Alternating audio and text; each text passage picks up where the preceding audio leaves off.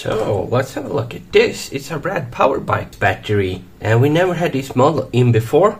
The customer says it won't charge, and it's a DC charging port.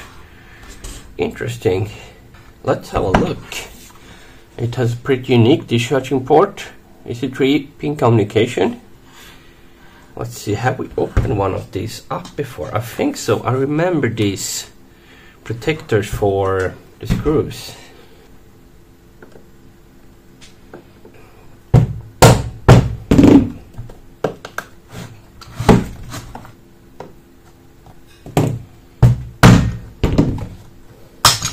There we go. This is the T10, of course.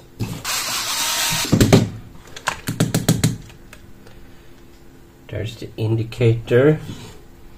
And I think we have to remove both sides so we can pull it out.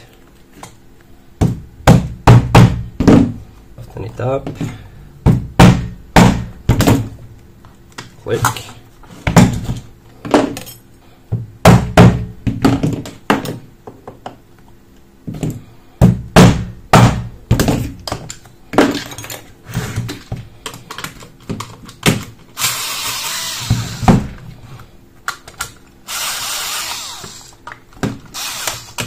I really like this design where they have the screw holes on the outside so water cannot come in. But they're not the first, but that's a good design.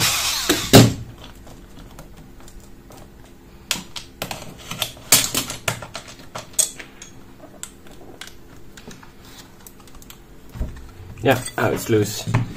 Can twist this. Yeah.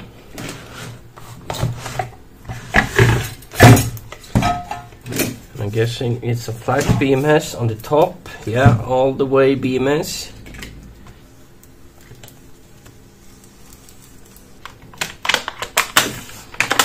Oh, green cell. I'm thinking MU1. 14, so. Yeah, MU1. And then a MOS connector. So let's see. That is a 10 amp blown charging fuse and a 30 amp discharging fuse. So that one is not even soldered, so you really only do need to open up the heat shrink tubing around here.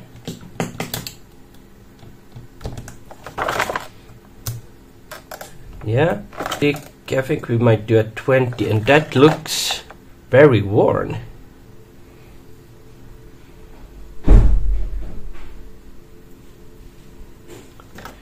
Yeah, now it's charging. So that's it. I think it's the second time we've gotten them in.